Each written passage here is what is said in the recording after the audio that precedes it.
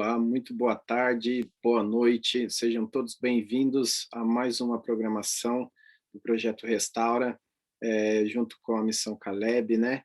Jesus, hoje o estudo é Jesus e o crescimento espiritual.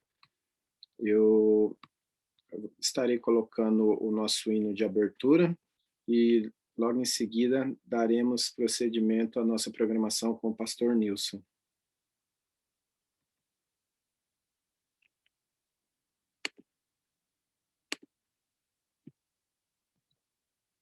Só um minutinho, coloquei o errado. Vamos escutar o nosso hino de abertura.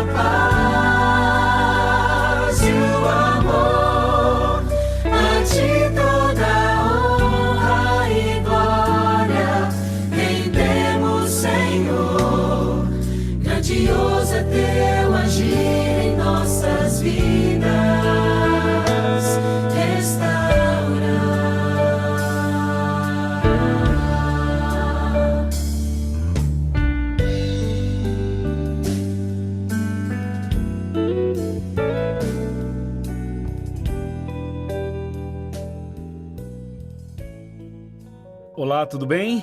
Chega mais perto para o tema de hoje. Tá gostando do curso bíblico? Eu tô amando participar com você do curso bíblico. Nós decidimos fazer dessa maneira em que eu participo com vocês e você que está fazendo o curso com a gente tem do seu lado um amigo, uma amiga que é o seu instrutor bíblico ou instrutora bíblica. E eu daqui formo uma dupla missionária com ele ou com ela e a gente forma esse grupo de estudos da Bíblia, entendeu? Por isso que eu estou sentadinho aqui nesse sofá, que é uma maneira de dizer para você que eu estou sentado na sala da sua casa, estou sentado com você numa classe bíblica, num pequeno grupo, e assim a gente vai conversando sobre a palavra de Deus. O tema de hoje é muito importante, como todos são, mas hoje tem um detalhe que você vai concordar comigo que tem algo a mais. Por isso, vamos orar. Senhor, nosso Deus e nosso Pai, obrigado por estarmos aqui na Tua presença para mais um tema do nosso curso bíblico. Que Jesus seja sempre para nós o restaurador da nossa vida. Abençoa, Senhor, essa mulher, esse homem, essas pessoas que estão estudando a Bíblia conosco. Dirija-nos agora, em nome de Jesus. Amém. Amém. Um dia, na zona sul de São Paulo, eu fui chamado às pressas por uma família para prestar um socorro emergencial, claro, um socorro. Uma pessoa estava numa situação muito difícil. Era uma mulher que estava grávida. E antes da hora, ela começou a sentir as contrações e teve que ser levada rapidamente para o hospital. E eu fui a pessoa que Deus colocou naquele momento para levar esta mulher até o hospital. E ela gritava de dores enquanto eu dirigia o carro nas ruas da zona sul de São Paulo. Foi uma cena que eu jamais esquecerei. E eu lembro que logo depois nasceu a sua criança. Era uma linda menina, mas nasceu de 5 meses e meio. E essa criança nasceu assim e havia uma expectativa muito negativa de que ela não sobreviveria. Então a mãe ficou muito triste, o pai também. E a criança ficou muito tempo no hospital, em incubadoras e tal. Mas pela graça de Deus, essa criança saiu, sobreviveu. Ela tem algumas limitações ainda, mas já está com 20 anos de idade. Eu a batizei depois. E é uma grande amiga que eu tenho. O nome dela é Ellen. E talvez ela esteja agora participando comigo desse momento, desse estudo bíblico. A Ellen é um milagre. Ela nasceu com a possibilidade de não viver, mas ela não somente sobreviveu, como cresceu como uma menina inteligente e abençoada por Deus. Não basta nascer, tem que crescer. Hoje você vai saber a importância do crescimento em Cristo, um crescimento que restaura a vida da gente. Que Deus te abençoe. Estamos aqui mais uma vez, reunidos para estudar a palavra de Deus, e neste momento eu quero chamar o pastor Nilson para dar continuidade a esse estudo. Bonito camiseta, pastor. Gostei da cor, muito linda. Pastor, é contigo a palavra, que Deus te use nesse momento. Amém. Valeu, Ricardo. Boa tarde aí, tudo bom? Muito bom estarmos juntos mais uma vez. Essa aqui é a Missão Caleb, foi a 8ª edição aqui no Brasil, né? Na época ainda que era uma homenagem tipo a Copa do Mundo, para estar mais contextualizado e tal. Aí eu fui guardando algumas relíquias aí. Muito bom estarmos juntos, pessoal. Boa tarde. É bom podermos nos encontrar nessa nova semana, 13ª lição, crescimento espiritual hoje, né? Jesus e o crescimento espiritual. Como que podemos medir o crescimento espiritual? Será que é possível você medir o crescimento espiritual de alguém? Com certeza não, mas existem ferramentas que a gente pode utilizar para que a gente possa ficar mais fortes espiritualmente. Isso aí sim. Mas medir quem é mais espiritual do que o outro é muito difícil. Mas a Bíblia fala que pelos seus frutos os conhecereis. Então vamos entender um pouquinho mais esse tema do crescimento em Cristo, né? Saudação especial aí para a irmã Maria Pinhal, Deus abençoe a irmã Maria, a Miriam também participando aí com a gente, sempre coordenando aí junto com sua equipe, né? Virgínia, irmã Carolina, Deus abençoe Sandra, Irma, Rosa Bravo, a Flor Bela também, a Evani, Elinda, Maria Deodete, o irmão Walter, Nelise. Fala a minha alma, tem aqui escrito, não sei qual é o nome, mas bem-vindas aí todos e todas. Deus abençoe vocês de maneira muito especial, tá bom? Estamos muito... Ô pastor, Hum. e tem as que não podem comparecer, elas me avisam, né? Ela fala assim, pede desculpa pro pastor que hoje eu não vou conseguir, porque assim, realmente está sendo muito bom, né? E aí elas falam, mas depois você me envia a gravação, tá? Então assim, as que faltam, eu estou sempre ali, né? Enviando material, enviando a gravação, e elas estão dando continuidade, sim, nos estudos. Só pedem para te avisar sempre. Que legal, que legal. O pessoal tem temos um grupo aqui bem fiel, bem firme. Isso é muito bom. Me sinto presenteado por Deus por esse privilégio de ter conseguido me organizar aqui na agenda, que é meio complicada, mas conseguido me organizar para estar com vocês aí durante 1 horinha, 2 horinhas por semana. É muito bom, viu?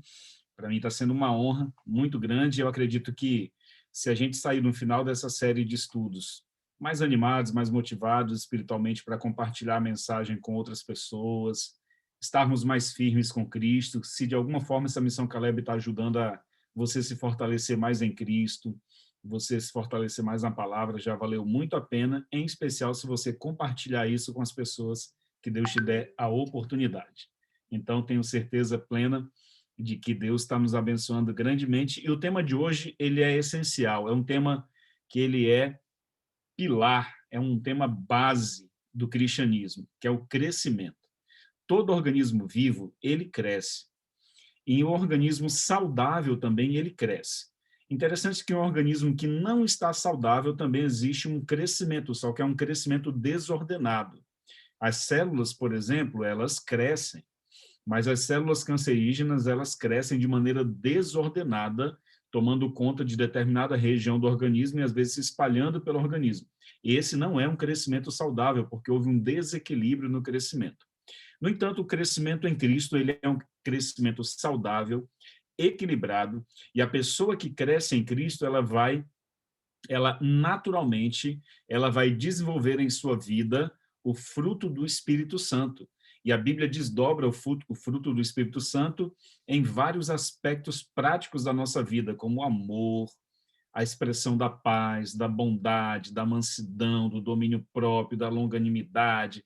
Enfim, o fruto do Espírito é como se fosse uma laranja com vários gomos e você entende que cada gomo daquele é um fruto, é uma qualidade que o Espírito Santo ele está transbordando por meio de você na vida das pessoas. Então, crescer em Cristo é desenvolver o fruto do Espírito. Eu costumo chamar, numa mensagem que eu faço, o fruto do Espírito eu costumo chamar de inteligência emocional.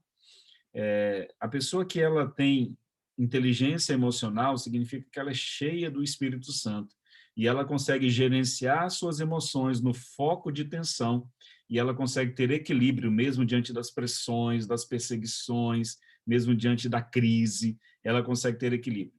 Então, vamos entender como que funciona um pouquinho melhor esse tema do crescimento. O texto principal, assim, que dá base a tudo que nós vamos estudar é João 15. Nós não vamos ler João 15 todo, mas eu acho importante a gente entender o contexto de João 15, tá bom? Eu vou abrir aqui minha Bíblia começando, depois a gente distribui os textos bíblicos para a participação de todos vocês. Mas João 15, vamos abrir todo mundo aí, então. Em João 15, eu quero destacar alguns pontos, porque esse capítulo aqui, ele é um dos capítulos mais extraordinários que fala sobre o nosso crescimento espiritual. Todos nós queremos crescer espiritualmente, não é? A gente quer se tornar mais parecidos com Jesus. E João 15 nos explica como que a gente pode conseguir isso. Ó, a partir do verso 1 diz assim: Eu sou a videira, Jesus está dizendo, e o meu pai é o agricultor. Todo ramo que estando em mim não der fruto, ele o corta. E todo o que dá fruto, ele limpa, para que produza mais fruto ainda. Vós já estáis limpos pela palavra que eu vos tenho falado. Então, permaneçam em mim, e eu permanecerei em vocês. Como não pode o ramo produzir fruto de si mesmo, se não permanecer na videira, assim nem vocês podem dar fruto se vocês não permanecerem em mim. Jesus diz: Eu sou a videira, vocês são os ramos. Quem permanece em mim e eu nele, esse dá muito fruto, porque sem mim nada podeis fazer. Se alguém não permanecer em mim, será lançado fora, à semelhança do ramo, e secará. E o apanham, lançam no fogo e o queimam. Se vocês permanecerem em mim, as minhas palavras permanecerem em vocês, vocês vão pedir o que quiserem e vos será dado. Porque nisso é glorificado o meu Pai, em que vocês possam dar muitos frutos e assim vocês se tornem os meus discípulos. Como o Pai me amou, também eu vos amei. Permanecei no meu amor. Amém? Esse capítulo aqui ele é muito bonito, assim, tanto é que na minha Bíblia ele está quase todo grifado, esse capítulo. Verso 16, do capítulo 15. Não foram vocês que me escolheram. Pelo contrário, eu escolhi a vocês e designei a vocês para que vocês possam dar frutos, e o vosso fruto permaneça, a fim de que tudo quanto vocês possam pedir ao Pai em meu nome, ele conceda a vocês. Enfim, capítulo 15 é extraordinário, vale a pena depois a gente ler com calma, vocês lerem em casa. Mas eu quero destacar alguns pontos aqui. A videira e os ramos. Nós temos muita facilidade, sabe, Ricardo, de começar muitos projetos. A gente começa com facilidade os projetos, mas nós temos dificuldades de permanecer ou de continuar. Então, é possível que vocês conheçam pessoas que elas têm muita facilidade, elas começam vários projetos, às vezes na vida profissional, às vezes nos estudos. O meu cunhado, ele tem 25 anos, Ele começou umas 4 faculdades diferentes, e um ano, e tudo faculdade particular. Aí 1 ano, 2 anos, 2 anos e meio depois, ele desistia e começava outra. A mãe dele ficava muito chateada, porque ela pagava a faculdade e acabava que era como se fosse um dinheiro jogado fora. E agora que ele está conseguindo concluir, terminou esse ano uma outra faculdade. Interessante, as pessoas têm facilidade para começar, mas têm dificuldade de permanecer. Às vezes, na vida espiritual, nós somos assim. A gente começa o ano bíblico e começa empolgado, começa bem. Daqui um pouquinho, quando vai se tornando mais árido ali o estudo, vai chegando no livro de Números, e as pessoas ficam ali achando a leitura um pouco mais cansativa, desistem. Então, nós temos dificuldades de permanecer. Por isso que Jesus está enfatizando aqui, permaneçam em mim, e eu vou permanecer em vocês. Um outro ponto que eu acho interessante nesse texto principal aqui do estudo de hoje, texto base, né, é o seguinte: videira e os ramos. Jesus disse, eu sou a videira e vocês são os ramos. Se vocês permanecerem em mim, vocês vão dar muitos frutos.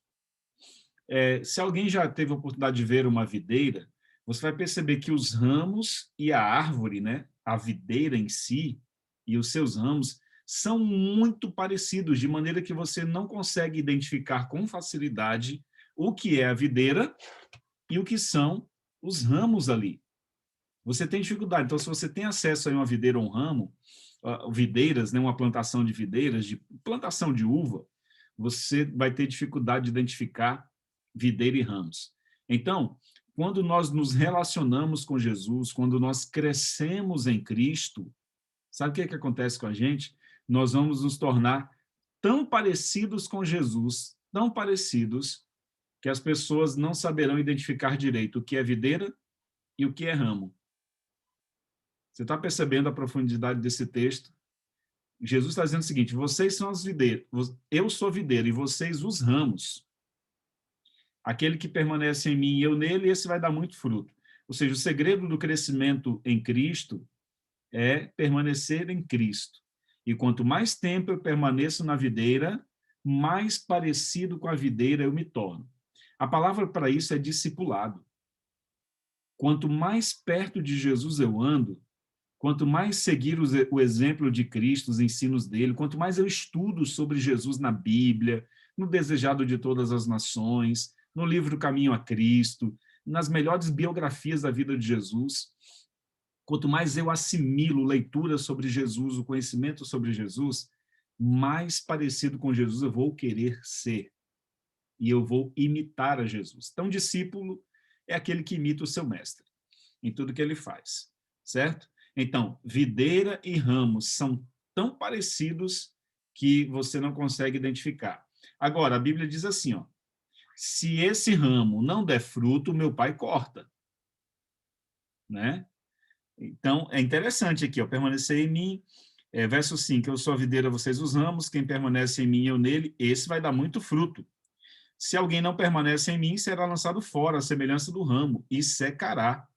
Ou seja, só existe vida plena em abundância mesmo se a gente está em Cristo. Se você se afastar de Cristo, da igreja, dos caminhos do Senhor, a vida vai secar, vai se tornar sem graça. E o mais importante é a gente permanecer em Cristo, tá bom? Permanecer na videira. Sermos mais e mais parecidos com Jesus. Bom, vamos aqui nos textos bíblicos, são poucos textos, e a gente vai ler com vocês. O primeiro texto eu pedi para a irmã Maria Pinhal ler, João 8, verso 44, é o primeiro texto, tá bom? Aí o Ricardo, na sequência, pode ler Apocalipse 12, 11, tá bom, Ricardo? 12, 11.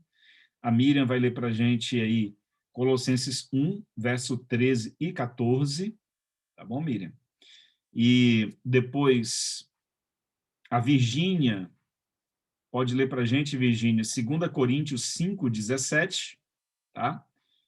E a irmã Carolina vai ler para a gente Efésios 6, versículo 12 e versículo 13, irmã Carolina. A Sandra Martins vai ler para nós Gálatas 5, 22 e 23, tá bom?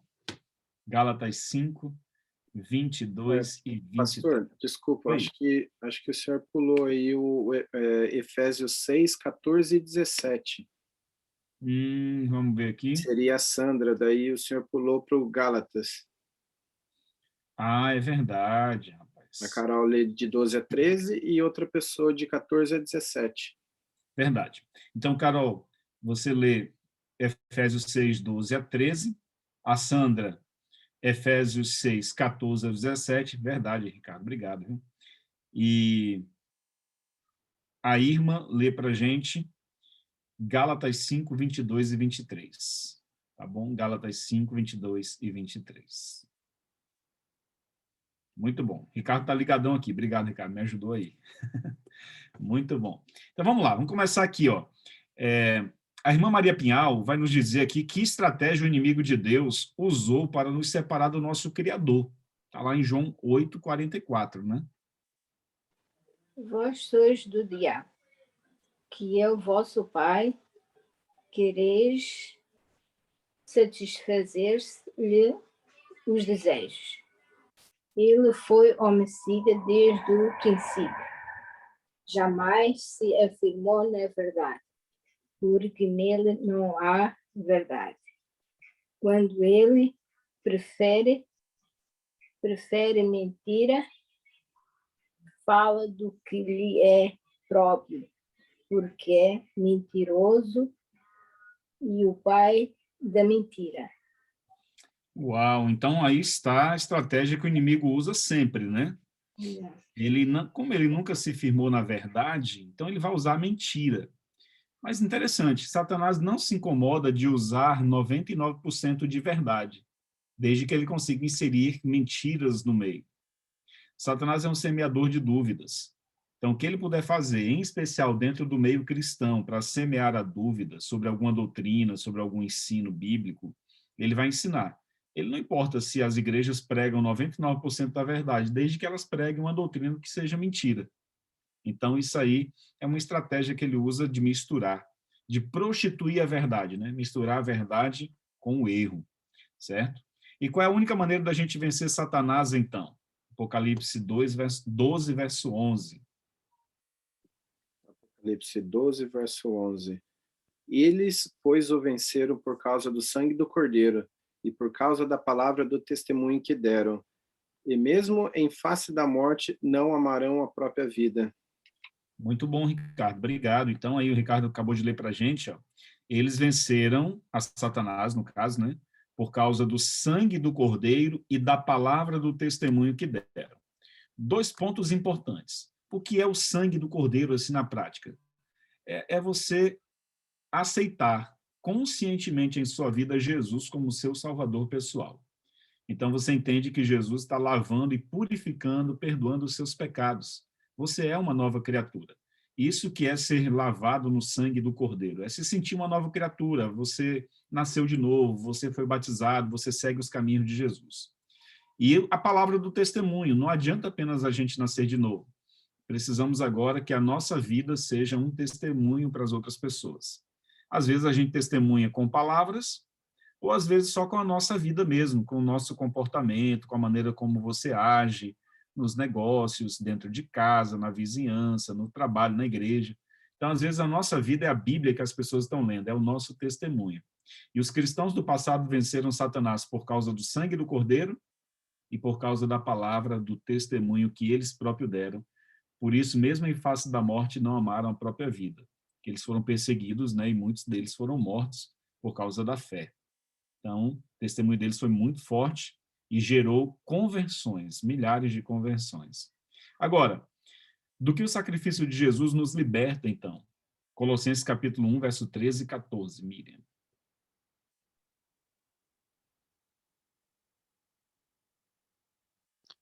Ele nos libertou do império das trevas e nos transportou para o reino do Filho do seu amor, no qual temos a redenção, a remissão dos pecados.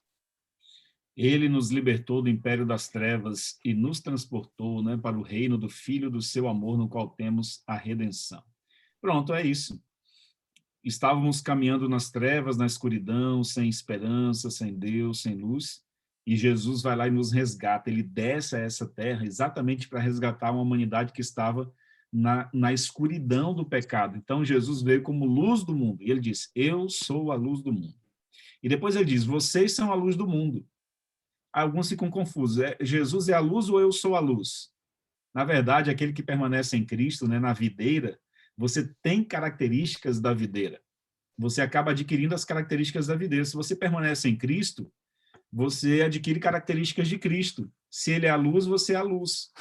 Se Jesus é a porta, você é a porta também para as pessoas. Se Jesus é sal da terra para dar significado à vida das pessoas, você também é sal. Se Cristo é o caminho, você acaba também sendo o caminho para levar outras pessoas a Jesus. Se Jesus é a verdade, você também é a verdade para levar outras pessoas. Em outras palavras, a videira e os ramos são tão entrelaçados que, se você olhar assim, você não diz, isso aqui é videira, isso aqui é ramo. Você vai ter que ser especialista para poder identificar ali o que é videira e o que é ramo. Então, na nossa comunhão com Jesus, irmã Carolina, nós nos tornamos, a tendência é a gente nos tornar mais parecidos com Jesus. Por exemplo, se a gente cortar um galho da videira, tirar fora, jogar no chão, quando você toca naquele galho ali, você está tocando na videira? Não mais, porque o galho não está mais ligado à videira. Então, aquele galho não é mais videira, porque ele não está mais ligado a ela. Da mesma maneira, eu posso tocar em mim aqui, mas se Deus o livre... que fala soberbamente, pois dizem. Digamos que meu braço, sei lá, Deus o livre, minha mão fosse cortada. Você tocasse nesse pedaço de mão por aí. Você não estava mais tocando no Nilson, e sim num pedaço qualquer do corpo que iria morrer rapidamente, iria secar, enfim. Então, quando nós tocamos nos galhos que estão ligados à videira, é como se você estivesse tocando na videira, certo? Entenda o que eu estou querendo dizer para vocês. Nós somos embaixadores do reino de Cristo. Então, significa que nós somos como se fosse Cristo para as pessoas. Nós representamos Cristo para esse mundo. Você é um embaixador, você representa Cristo, você é uma embaixadora desse reino. E isso aqui é muito importante a gente entender, porque tem a ver com o nosso crescimento espiritual em Cristo. Então, lembra que um dia a gente falou sobre os facilitadores de milagres? Cristo, ele faz milagres, sim, mas ele usa os facilitadores e facilitadoras. Ele tomou a decisão de fazer isso, mas ele não usa qualquer pessoa, ele usa a pessoa que está ligada à videira, que está ligada nele. Porque como videira e ramo são tão parecidos que se entrelaçam e você acha que é a mesma árvore, assim também o cristão que é muito amigo de Jesus, ele é muito parecido com Jesus a ponto que as pessoas lá fora podem nos confundir com Jesus. Porque você faz o bem, você prega o evangelho, você cuida das pessoas, você se preocupa com as necessidades delas. Então, você está sendo Cristo para aquela pessoa, certo? E isso aí é extraordinário. Você ser Jesus para alguém é você cuidar do órfão, da viúva, do estrangeiro, do pobre, daquela pessoa que precisa. Aí você está sendo Jesus para aquela pessoa, né? Então, isso é fantástico, queridos. Quando a gente entende essa metáfora aqui da videira e dos ramos, né, entendendo que nós somos ramos e Jesus é a videira, mas se a gente está ligado a ele, nós somos tão parecidos com ele que, para as pessoas que estão nos vendo, é como se a gente fosse Jesus também, representando a ele. Então, isso é maravilhoso. Vamos lá. Então, aqui, Jesus nos libertou do império das trevas, a Miriam leu para a gente. Agora, o que acontece com aqueles que estão em Cristo? 2 Coríntios 5,17. Ok. Diz, quem está unido com Cristo é uma nova pessoa. Acabou-se o que era velho e já chegou o que é novo. Uau, muito obrigado, Virgínia. Quem está unido com Cristo é uma nova pessoa. Acabou o que era velho, eis que tudo se fez novo. Ou seja, você pode ser uma nova criatura em Cristo. Ele te dá novos propósitos, novos sonhos, novos projetos, um novo motivo para viver. Quando você descobre seu propósito em Cristo, você acaba olhando para a sua vida passada e vê que a sua vida passada ainda não tinha encontrado esse propósito e agora você encontra. Você é muito mais feliz quando você encontra Jesus. Eu gosto demais desse texto que a Virgínia leu. Não é aquele que está em Cristo, nova criatura é. As coisas antigas passaram e eis que tudo se fez novo. E é isso que é maravilhoso. Agora, por que o apóstolo recomenda usarmos toda a armadura de Deus no conflito contra os poderes espirituais do mal? Efésios 6, 12 e 13.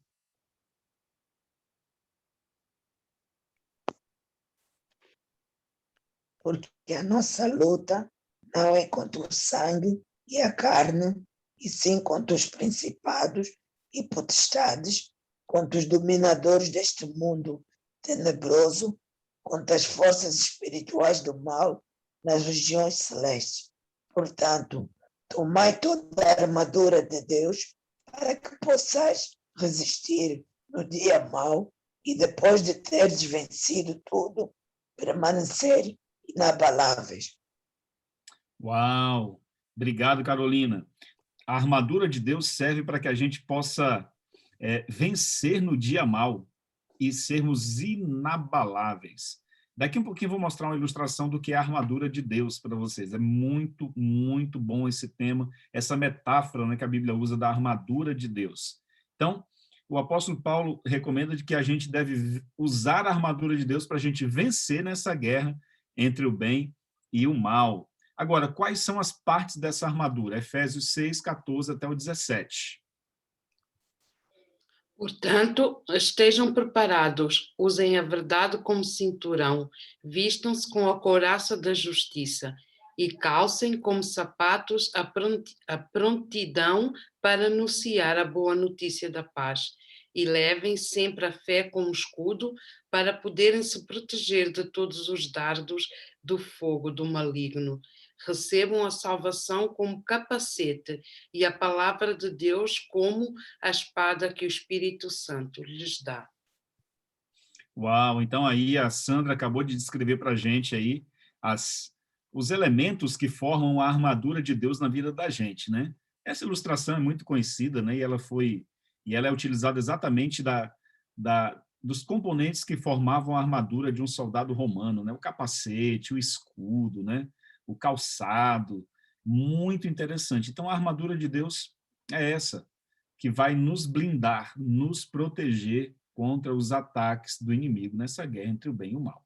Tá? Daqui a pouquinho eu vou colocar uma ilustração que vai ficar mais claro ainda sobre a armadura, mas antes a gente vai ler o último texto que tem a ver com tudo isso, né? Que a gente está lendo, do crescimento em Cristo. O crescimento ele tem um resultado. Você está crescendo em Cristo, a Bíblia diz, pelos seus frutos as pessoas vão conhecer você, tá? Então a pessoa que está crescendo em Cristo, ela está gerando fruto. E que frutos são esses? Gálatas 5, 22 e 23 vai mostrar exatamente que fruto é esse. Irma. Mas o fruto do Espírito é amor, alegria, paz, longanimidade, benignidade, bondade, fidelidade, mansidão, domínio próprio. Contra essas coisas não há lei. Fantástico. Por que não existe lei? Se aí dissesse o seguinte, o fruto do Espírito é maldade, roubo, adultério, aí sim, contra essas coisas existe lei. Mas existe lei para impedir a pessoa de ser boa, de ser paciente, amorosa, fiel? Não existe.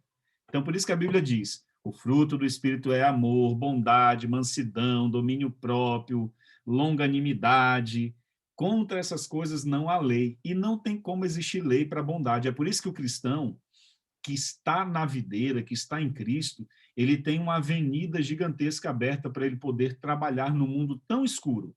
E eu digo para vocês, o mundo é tão escuro que é impossível não brilhar, por menor que seja a nossa luz. Pastor, mas eu não tenho tantas habilidades, assim, eu não sei o que eu posso fazer para brilhar e representar o reino de Deus. Na verdade, o pouquinho que a gente fizer no mundo tão escuro vai fazer significado.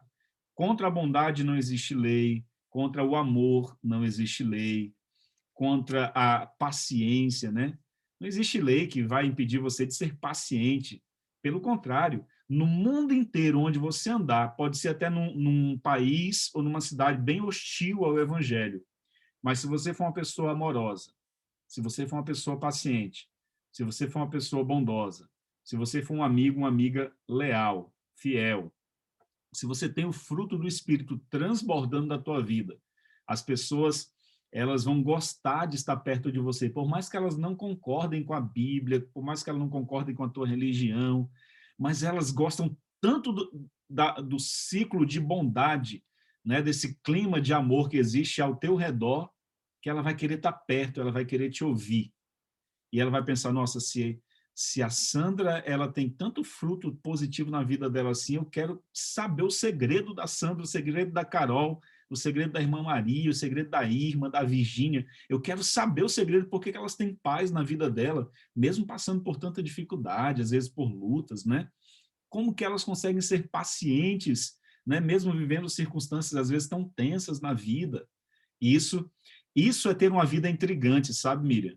É uma vida que levanta questionamento das pessoas. As pessoas olharão para nós e vão se questionar como é que pode essa pessoa guarda o sábado e como que ela não passa fome. As pessoas vão questionar. Então, a vida do cristão adventista que vive nesses últimos dias da história deve ser uma vida intrigante. Eu não sei se vocês usam essa palavra em Portugal ou nos países de fala portuguesa fora do Brasil, mas é uma vida que gera um questionamento, uma vida intrigante, né? Uma vida que desperta nas pessoas perguntas que levarão a elas mesmo a uma reflexão muito importante. Uma vida intrigante. Eu jogo para fazer amizade com o pessoal aqui do condomínio. Eu moro num condomínio aqui na cidade de Campinas, em São Paulo, um condomínio assim de muito difícil acesso às pessoas. Ou seja, é um condomínio onde as pessoas se isolam demais, as pessoas não se misturam umas com as outras. É muito difícil de fazer amizade nesse condomínio. Mas eu entendo que se Deus permitiu, Irma, que eu morasse dentro desse condomínio sendo um pastor, eu moro no condomínio, mas minha missão é lá nas igrejas que eu prego. Mas eu entendo que se Deus permitiu que eu morasse nesse condomínio, é porque eu sou um embaixador do reino de Deus dentro desse condomínio. Então, significa que eu preciso representar Cristo dentro desse condomínio, embora seja um condomínio onde as pessoas se isolam, porque moram pessoas assim, bem-sucedidas em sua vida financeira, pessoas com profissões muito importantes aqui e tudo mais. Mas eu entendo assim, se Deus permitiu que eu conseguisse entrar para morar aqui, eu tenho uma missão. Então, o que eu faço? Uma das coisas que nós fazemos que eu faço para me misturar com as pessoas aqui. O condomínio tem uma quadra de futebol.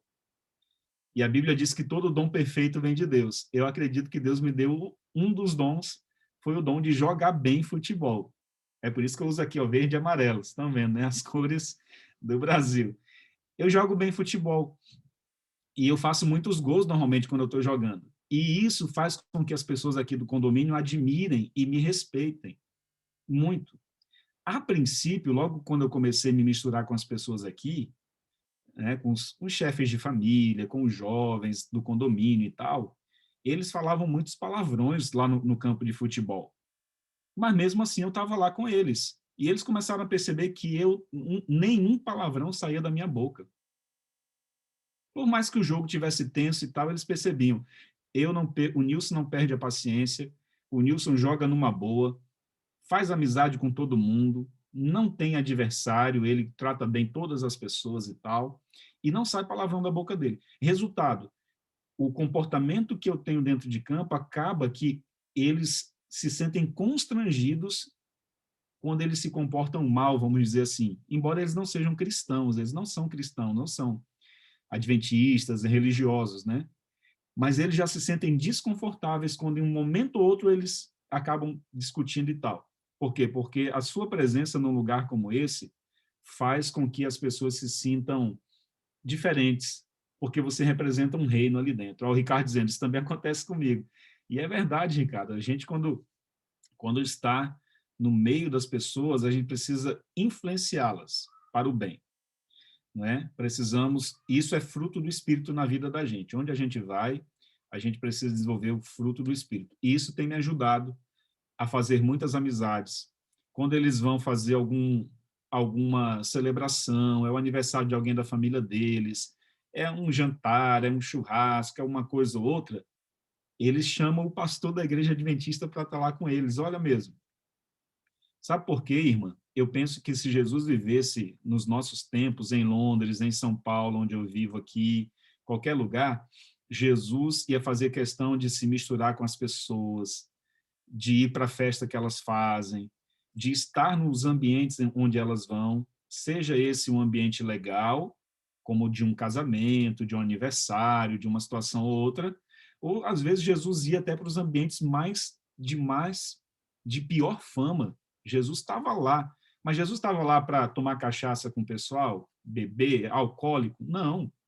Jesus estava lá para influenciar aquelas pessoas, para pregar sobre o reino de Deus para elas, para dizer o seguinte: ó, eu vim aqui te resgatar, porque o Filho do Homem veio buscar e salvar o perdido.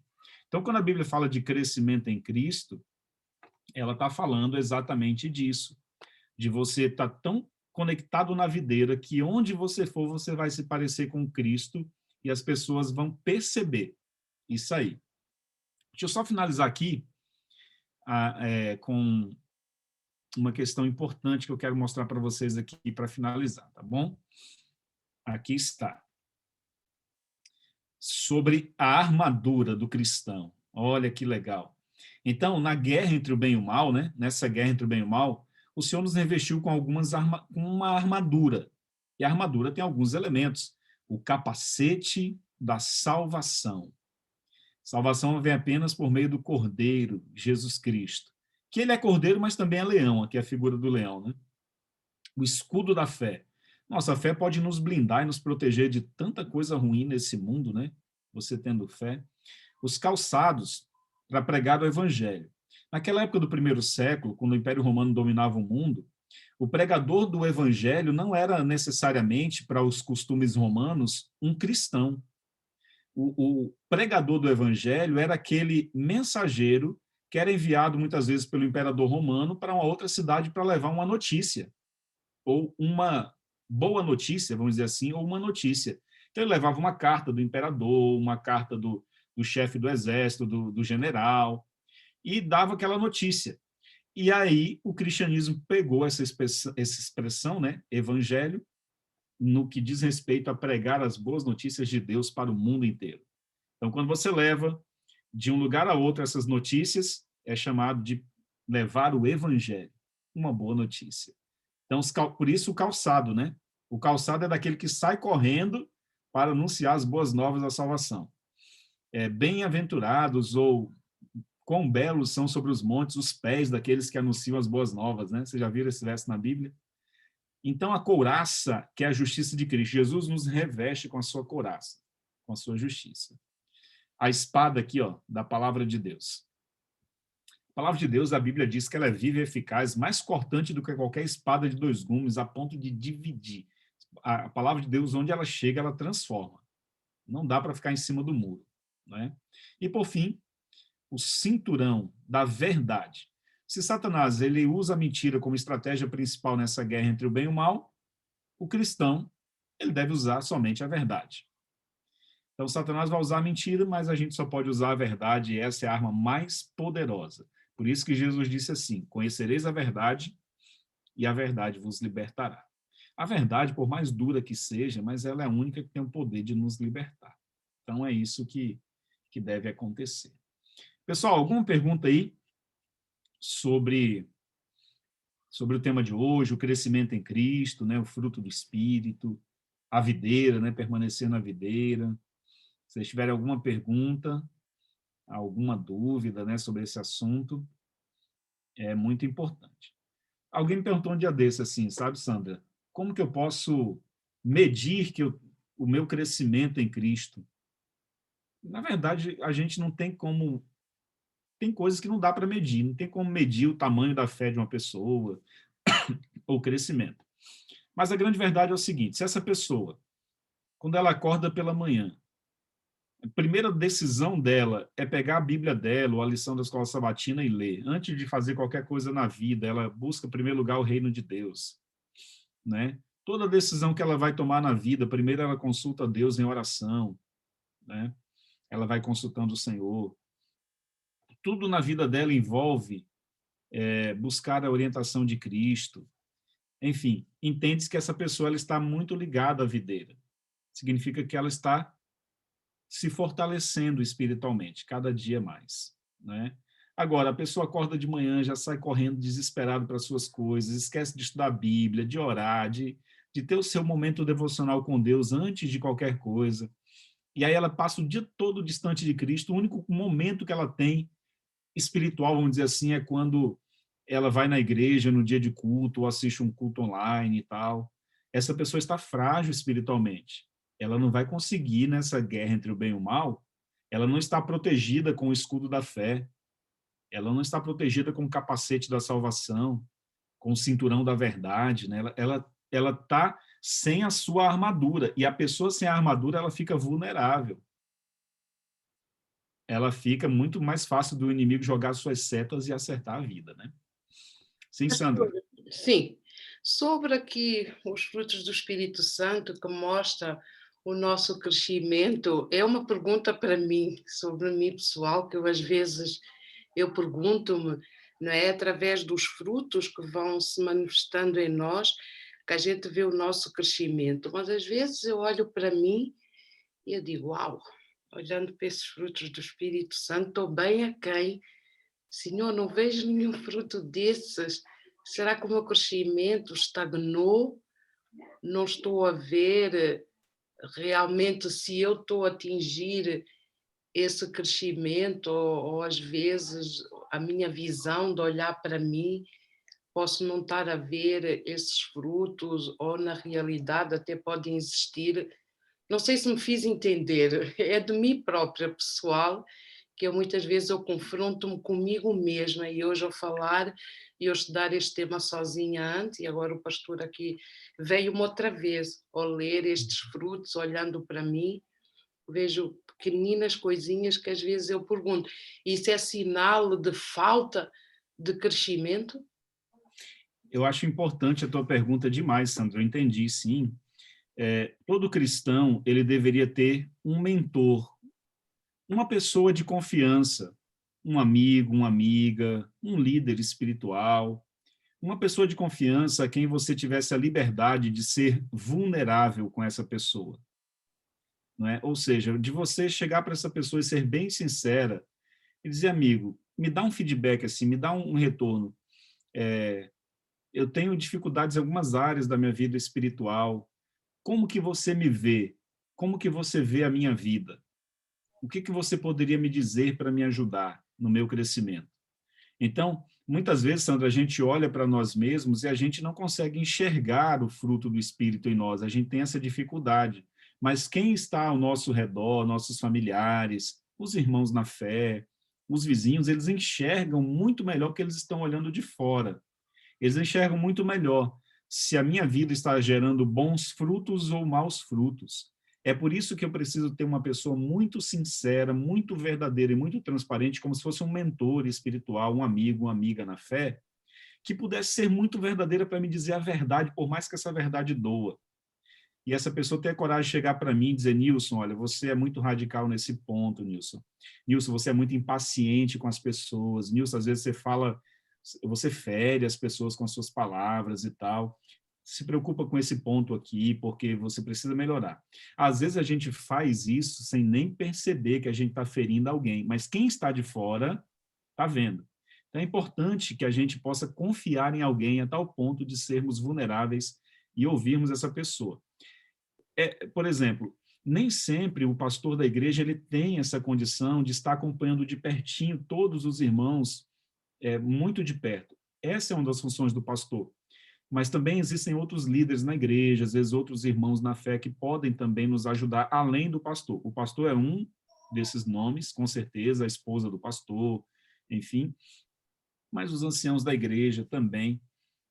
Lembra que Paulo, Sandra, Paulo também olhava para ele mesmo e dizia assim, nossa, eu sou um homem miserável, quem me livrará do corpo dessa morte? O bem que eu quero fazer eu não faço, o mal que eu não quero fazer, esse eu faço, né?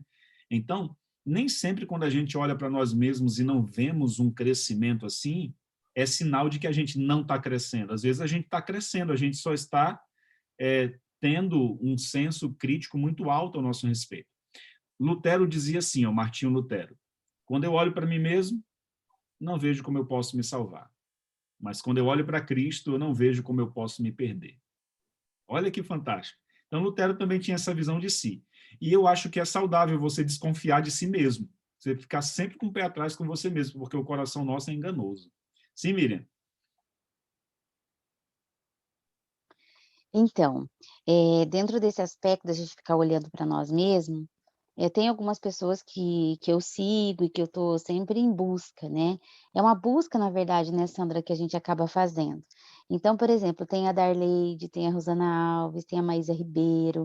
Então, o que eu faço? Quando eu tenho alguma dúvida dentro dessas questões mesmo de paciência, de depressão, de tristeza, de angústia, de missão, então eu digito lá mesmo o nome delas, entendeu, assim, que, né, que eu tenho que acompanho mais, e eu coloco aquele assunto.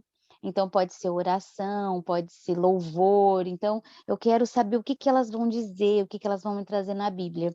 E aí quando elas começam, né, falar do assunto, igual o pastor hoje: "Está fazendo isso, está fazendo aquilo", eu falo: "Opa, eu não tô, olha, isso aqui eu tô". Então, assim, eu tenho 2 pessoas que assim, né, que é o Ricardo, a Ete, tem a Lilica, que é minha irmã também, e nós estamos vivendo nesses anos de pandemia já, né, nós estamos muito juntos, né, nesse crescimento espiritual, na verdade. Então a gente conversa muito sobre isso, então quando a gente está falando, quando a gente vê uma pregação, assiste, ou mesmo nos cultos, né, escola sabatina, "Ai, você viu isso, viu aquilo", então isso que o pastor trouxe é muito bacana, de você ter alguém para estar conversando, para você, e ter essa amplitude também, né, porque às vezes se a gente é só também, você é muito severo consigo mesmo, se cobra muito, ou acaba passando que você não dá tanta, né, valor. Então um dos termômetro que eu, né, não sei se é termômetro que eu falo, mas para comparar como que tá ou não, então é dentro desses aspectos também, né, de buscar sermão que venham falar, e aí você tem noção do que você está fazendo, de ter, né, nós temos o grupo de quinta-feira, né, das mulheres, então muitas vezes ali a gente conversa um pouquinho também, aí tem os testemunhos, e aí você vai vendo o que uma está fazendo, o que a outra não está fazendo, também é um parâmetro, né, para a gente realmente ver se está crescendo ou não. Era isso. Olha, quando a gente está crescendo em Cristo, um dos aspectos que a gente consegue desenvolver chama-se maturidade espiritual. É um amadurecimento espiritual. O que que o amadurecimento traz para a vida de uma pessoa? Quando a gente começa a caminhar com Cristo, nós somos bebês espirituais.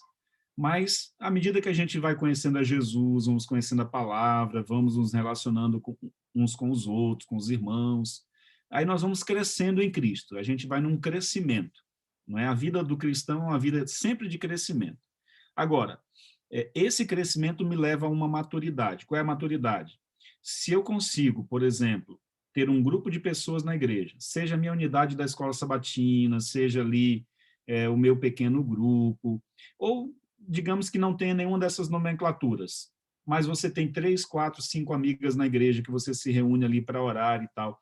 Se você consegue ter um nível de maturidade a ponto de você rasgar a sua vida, abrir a sua história e ser vulnerável para essas pessoas e falar das suas fraquezas, falar dos seus erros, dos seus pecados, enfim, a ponto de você ter a capacidade de confessar para essa pessoa, para essas pessoas, os seus erros e não ser julgado em retorno a isso, e você encontrar um ambiente acolhedor onde as pessoas vão te ouvir, as pessoas serão verdadeiras contigo, serão sinceras com você, mas elas vão estar contigo, orando contigo para te erguer, para te ajudar a sustentar e a te fazer vencer.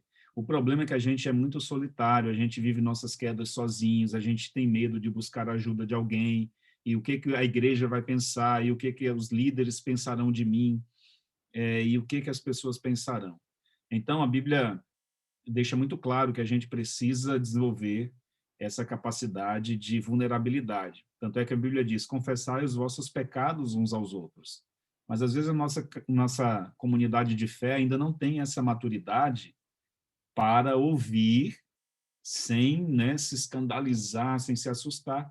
E a gente acaba sofrendo sozinho aqui no nosso cantinho, vivendo às vezes uma vida de aparência, mas lá dentro só o Senhor sabe as lágrimas que a gente derrama sozinho em casa, a angústia por estar lutando com o pecado, que a gente cai tantas vezes no mesmo erro.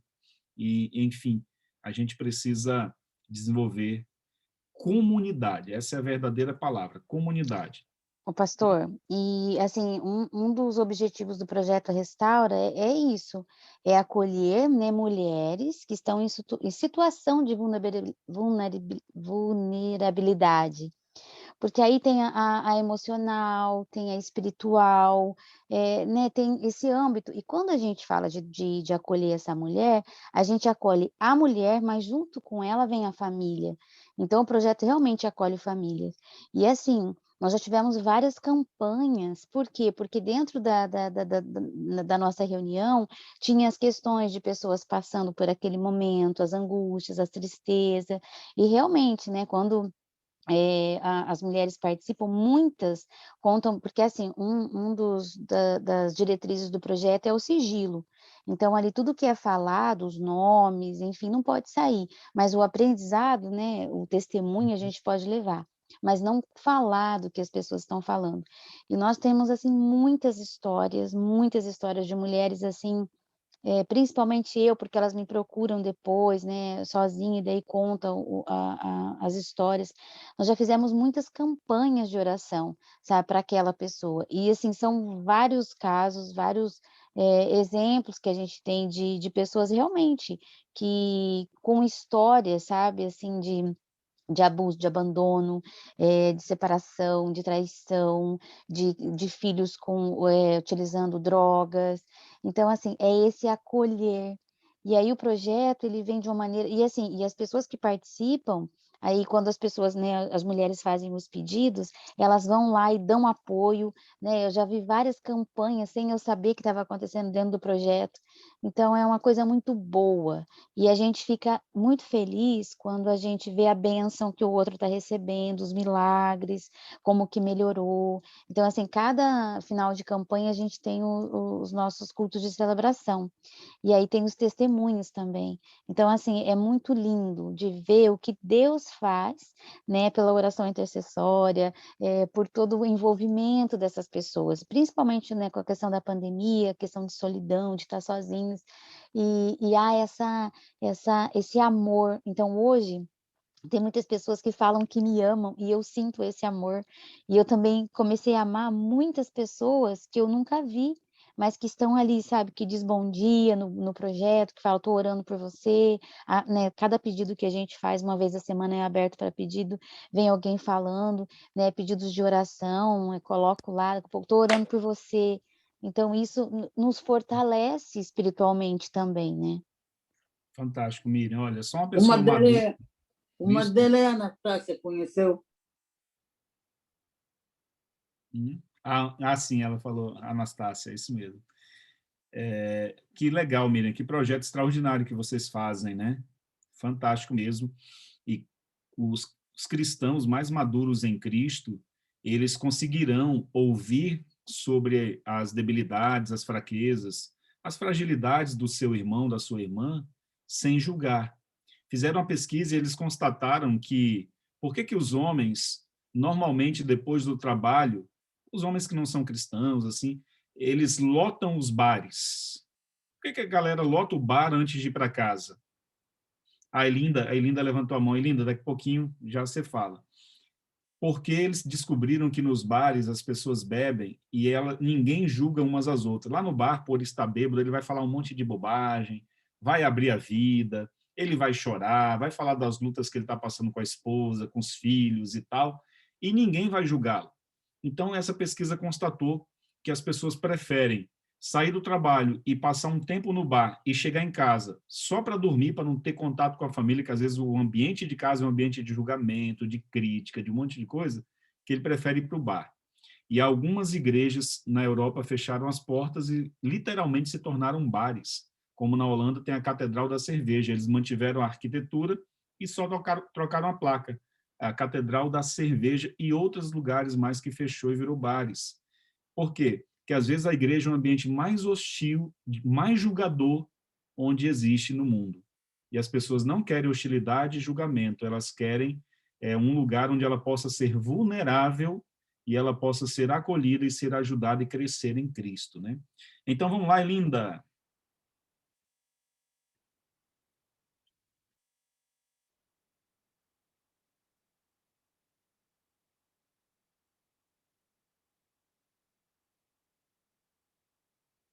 Eu creio que o seu áudio está fechado, Linda, aqui, ou pelo menos está travando para mim, né? A sua imagem. Opa, abriu. Ok, agora já. Dizia que o anfitrião não me deixava ligar o som. Boa noite a todos. O que o pastor falou, tipo, eu já vivi isso. E eu vejo também muito, muito nas igrejas, que eu queria falar também um bocadinho sobre isso. Eu sou alguém muito fechada, não sou alguém de me abrir muito com as pessoas, quando está passando os meus problemas, resolvo mesmo sozinha, sentada, na minha casa ajoelhada, oro, medito. Por quê? Porque a pessoa sofre muito julgamento, ao invés de receber apoio das pessoas, a pessoa é mais julgada. Você vai se abrir com alguém a pensar, não, ela não vai contar em muita gente, tipo, vai ser só pedir oração para ela, entre nós, e não vai para... Quando assustares, todo mundo se apercebeu do teu problema, e depois vem pessoas que vêm falar mal, e tem pessoas também que vêm ajudar realmente, mas a maioria tipo, é mais de falar mal, de tentar julgar como se fosse a pior pecadora, como se só tu é que cometesses erros, eles não cometem. É que eu passei muita situação complicada, mas eu de sempre fui muito reservada porque eu já passei muito por isso e eu também vejo. E o que acontece mais ou menos nas igrejas? Vamos dar exemplo dos irmãos que às vezes desviam-se. Em Angola acontece muito, depois do batismo não demoram muito tempo, às vezes desviam-se, às vezes o irmão fornicou. Em vez da igreja abraçar, tipo, chamar o irmão, conversar, dar conselho e tudo. A igreja critica tanto que a pessoa acaba saindo da igreja e acaba seguindo outras vidas. Em Angola acontece muito isso. É tipo, é mais julgamento. Quando vem para a igreja, os olhares, a pessoa já nota que é uns olhares tipo para quem diz, sai daqui. Nós não te queremos porque tu és pecador. Então é isso que acontece muito. E isso faz com que as pessoas fiquem mais fechadas, menos confiantes, né, nos outros e acabamos sofrendo com isso. Pronto, nós nunca estamos sozinhos, é certo que a Bíblia diz que Deus está sempre conosco, mas era bom se realmente a gente confiasse em alguém. Às vezes o teu melhor amigo não é melhor amigo, só nos bons momentos, nos maus já não é melhor amigo. E também eu, como convivo com muitos mais velhos, às vezes tem mais velhos que, em vez de vir chamar atenção, tipo, só por seres criança, tipo, é aquela chamada de atenção, tipo, humilhação, tipo, tu não és ninguém. Já chegaram a me dizer que eu era bebê na fé, e eu disse assim, eu acredito, né, que eu sou bebê, porque a Bíblia diz que é degrau a degrau que a gente vai subindo até chegar a Jesus. Então, não posso ir a correr, depois o tombo é maior.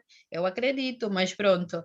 Tipo, são palavras que às vezes chocam a pessoa e a pessoa acaba ficando fechada. Eu acho que se cada um fizesse uma reflexão em si mesmo, tentássemos mudar, conforme disse a lição passada, pensarmos mais nos outros, deixar menos das falácias, das más falácias, realmente o sentido de amarmos uns aos outros, fazer sentido também em nós, porque a Bíblia diz, se não amarmos o nosso irmão, não nos amamos, estamos a nos enganar.